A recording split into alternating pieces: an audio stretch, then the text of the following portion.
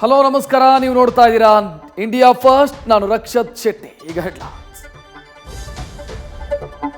ರಾಜ್ಯದಲ್ಲಿ ಮೊದಲ ಹಂತದ ಚುನಾವಣೆಯ ದಿನಾಂಕ ಹತ್ತಿರವಾಗ್ತಾ ಇದ್ದಂತೆ ನಾಮಪತ್ರ ಭರಾಟೆ ಜೋರಾಗಿದೆ. ಇವತ್ತು ಮಂಡ್ಯದಲ್ಲಿ ಶಕ್ತಿ ಪ್ರದರ್ಶನ ಮಾಡುವ ಮೂಲಕ ಸ್ಟಾರ್ ಚಂದು ನಾಮಪತ್ರ ಸಲ್ಲಿಸಿದ್ದಾರೆ.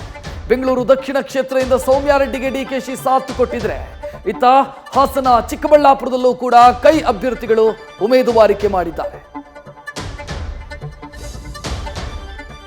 ಕೇಸರಿ ಕಲಿಗಳು ಕೂಡ ಅಬ್ಬರದ ಪ್ರಚಾರ ಮಾಡಿ ನಾಮಪತ್ರ ಸಲ್ಲಿಸಿದ್ದಾರೆ. ಬೆಂಗಳೂರು ಕೇಂದ್ರದಿಂದ ಪಿಸಿ ಮೋಹನ್ ಉಮೇದುವಾರಿಕೆ ಸಲ್ಲಿಕೆ ಮಾಡಿದರೆ, ತುಮಕೂರು ಕ್ಷೇತ್ರದಲ್ಲಿ ಸೋಮಣ್ಣ ನಾಮಪತ್ರ ಸಲ್ಲಿಸಿದ್ದಾರೆ.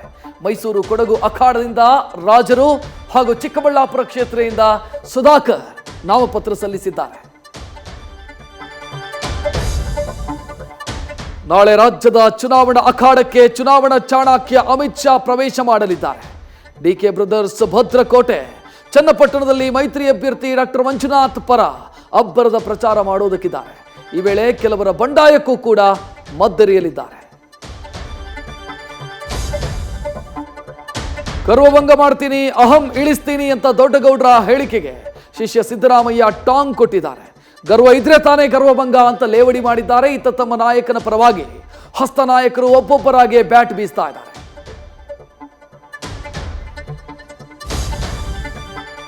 1700 ಕೋಟಿ ತೆರಿಗೆ ಬಾಕಿ ಉಳಿಸಿಕೊಂಡ ಕಾಂಗ್ರೆಸ್ಗೆ ಸುಪ್ರೀಂ ಕೊಂಚ ರಿಲೀಫ್ ಕೊಟ್ಟಿದೆ.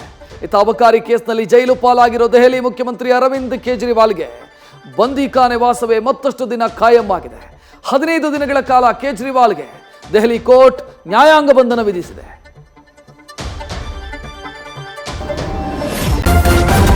ನ್ಯೂಸ್ ಫಸ್ಟ್ ನಿರ್ಭೀತಿಯಿಂದ ನಿಮ್ಮ ಪರವಾಗಿ.